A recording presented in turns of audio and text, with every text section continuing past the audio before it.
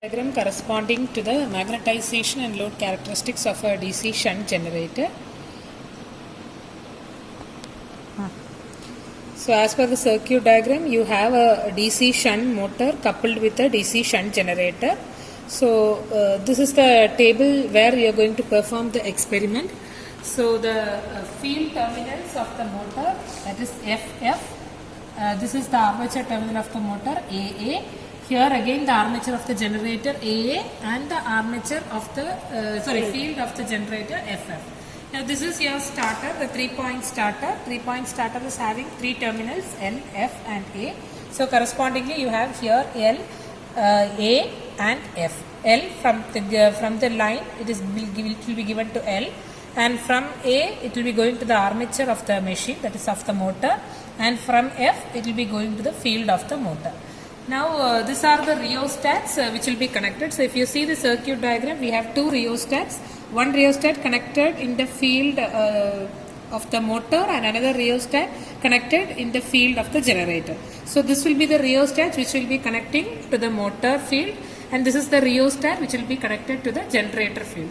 Now before the starting of the experiment, as an initial condition, this rheostat, that is the motor rheostat, has to be kept in the minimum rheostat position, and the generator field rheostat has to be kept in the maximum resistance position as an initial condition.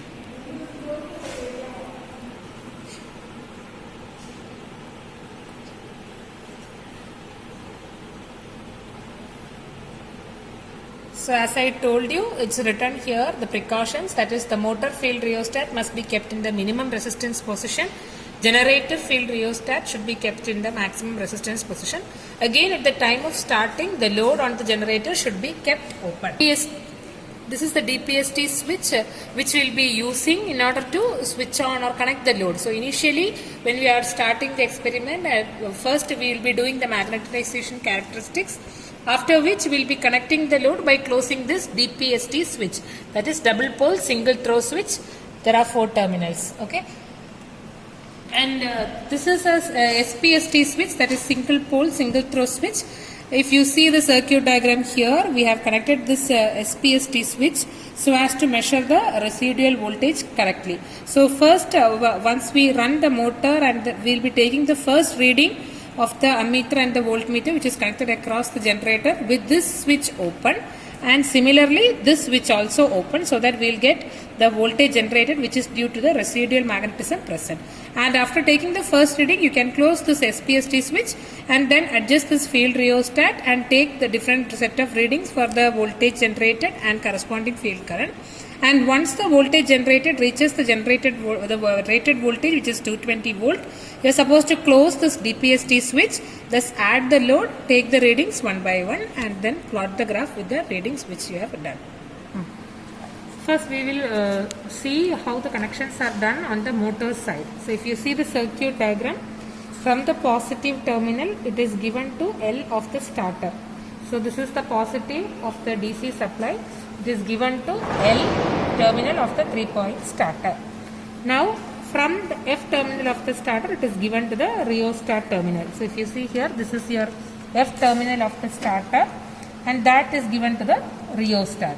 So I told you rheostat is having 2 terminals, one fixed terminal, one variable terminal. So we have given the connection from F to the fixed terminal, and from the variable terminal we have taken and given to the field F of the motor. And this knob is kept in this position so that current will come here and then it will flow here. It will not flow through the resistance. So this is the minimum resistance position of the motor rheostat. Now as per the circuit diagram, FF and AA has to be connected. So it is shorted by means of this black wire. FF terminal of the motor and AA terminal of the motor, that is the armature and the field, are shorted on the bottom side. Now from the A terminal of the starter, it is given to the armature of the motor, that is from the A of the starter to the armature of the motor, and then the circuit has to be completed. So to the negative from FF terminal, it is going back to the negative of the supply. Now let us look into the connections of the generator, the DC shunt generator side. So if we see here, from A that is from the generator, it is going to the one pole of the SPST switch as given here in the circuit diagram. From A it is going to one side of the SPST switch, and the other side of the SPST switch is going to the rheostat. So this is the other side of the SPST switch which is going to the rheostat. This wire is going to the rheostat. Now from the rheostat variable terminal, that is this red wire, is going to the field of the generator. The field of the generator, and the from FF, that is the other end of the field coil, it is going to the ammeter to measure the field current. So ammeter positive terminal, and then from the negative terminal of the ammeter it is going back to the this circuit is getting closed. It is going to AA of the armature of the generator. Now the voltmeter which has to measure is connected across the armature of the generator. So this is your voltmeter. It is connected, if you see here, it is connected across A and AA of the armature of the generator. And now what we have is the DPST switch. So a DPST switch, if you see here, there are 4 poles. There is 4 terminals, 1, 2 here, and then 1, 2 here. So these 2 red terminals correspond to the top terminals in the diagram. Similarly, that is the positive side, and these 2 black terminals correspond to the bottom 2 contacts, that is which is coming in the negative side, negative line of the wire. So to the positive terminal it is coming from A. So if you see here, from the armature it is connected to this pole. Then from the other pole it is going to the ammeter which is going to measure your load current. So from the other pole, that is this black wire, is going to the ammeter. The thing is, this is going to measure the load current. So see the range of the ammeter. There is a rated current is only 16 ampere. So you have to use a 0 to 20 ampere ammeter. If you see here, this is used to measure the field current, and the field current we already saw the nameplate details. It is only 0.9 ampere. So we are using an ammeter from 0 to 2.5 amperes. Now the ammeter, the other end of the ammeter, as from the circuit diagram, it is going to the load. So this is the resistive load band where you have the resistors connected internally, and this is having total of 10 amperes per phase. So this can be used in 3-phase systems, but here we are using a DC thing, and per phase you get 10 amperes. So what we have done is we have shorted each phases from red to green, then from red to yellow, yellow to green, and then we have shorted so that totally we will get 10 ampere per phase. So 3 phases we will get total of 30 ampere.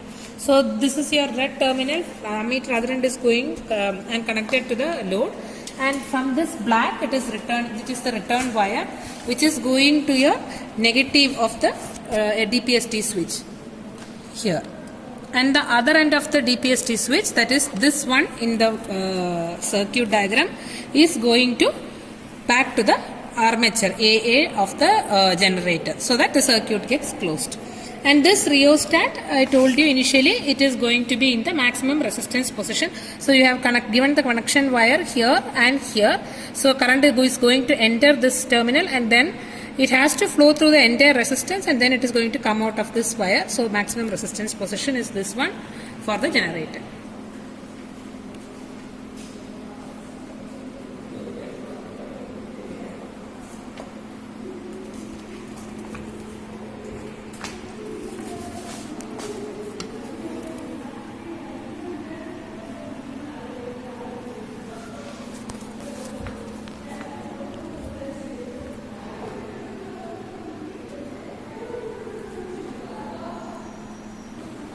So now we are going to run the machine.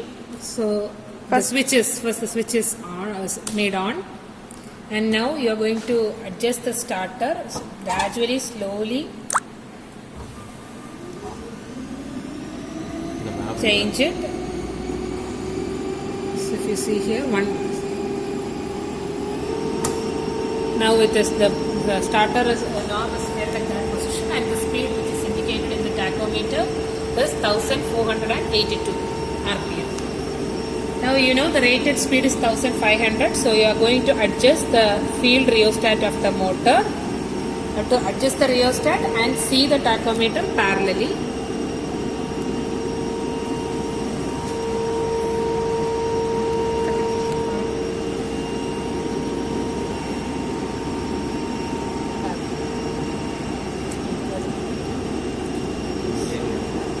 So now the speed is almost set to 1500 rpm.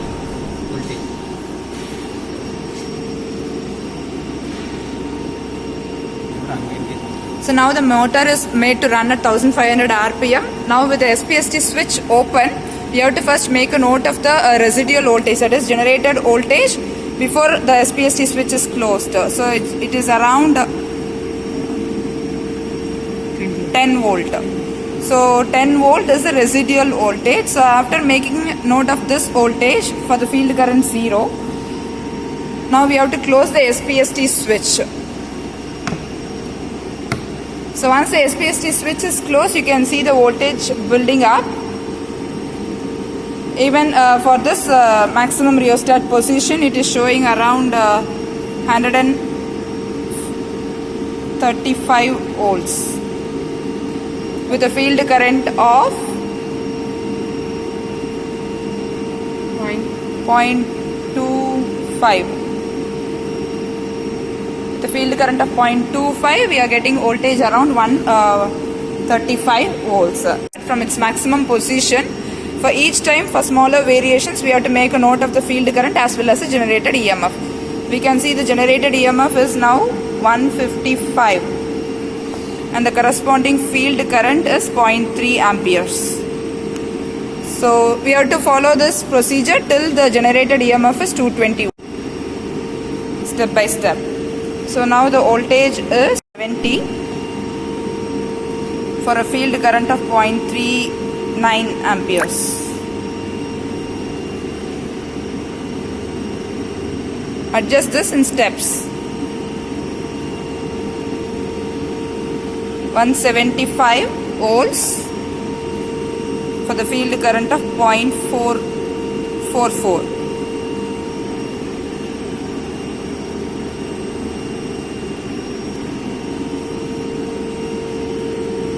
So now 190, 95.52 amperes.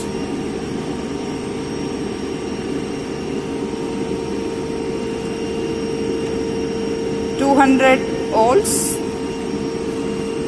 0.6 amperes.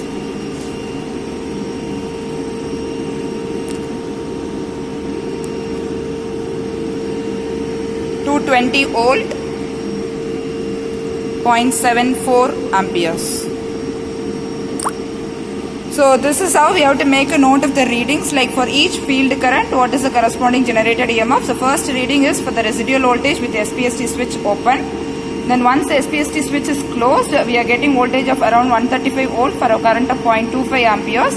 Then we have to adjust the rheostat from its maximum position, and for each step we have to make a note of the voltage and the field current till the generated EMF reaches 220 volts. So this, when we plot, we will get a characteristics like this, that is called as open circuit characteristics or otherwise magnetization characteristics.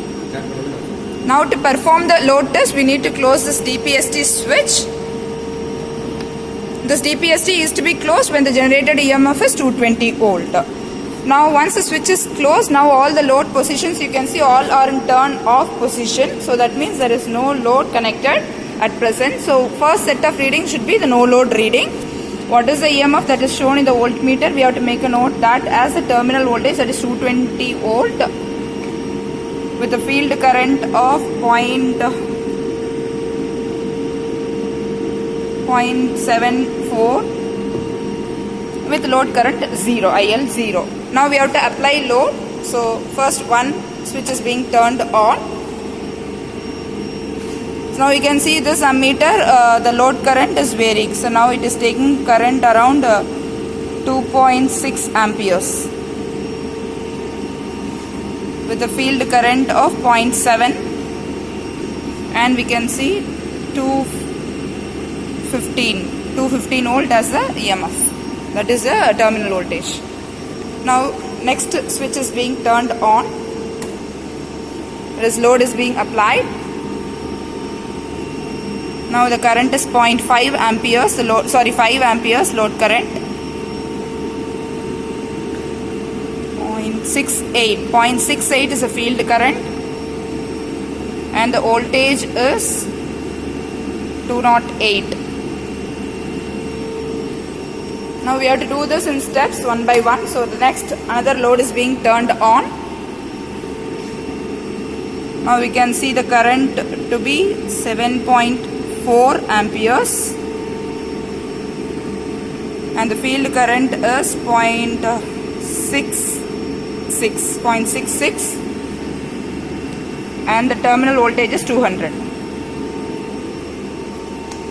Next, another load is turned on.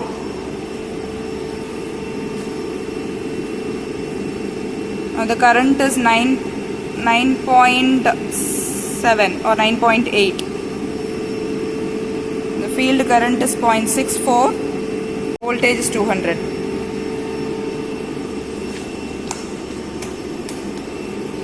Now we can see that as we load the machine, the speed of the machine slightly varies. We set it to 2500 rpm initially. Now after applying so much of load, we can see it is 1452 rpm now. Now the load current is 11.8 amperes. The corresponding field current is 0.62, and the terminal voltage is 195 volts. And next load is being turned on.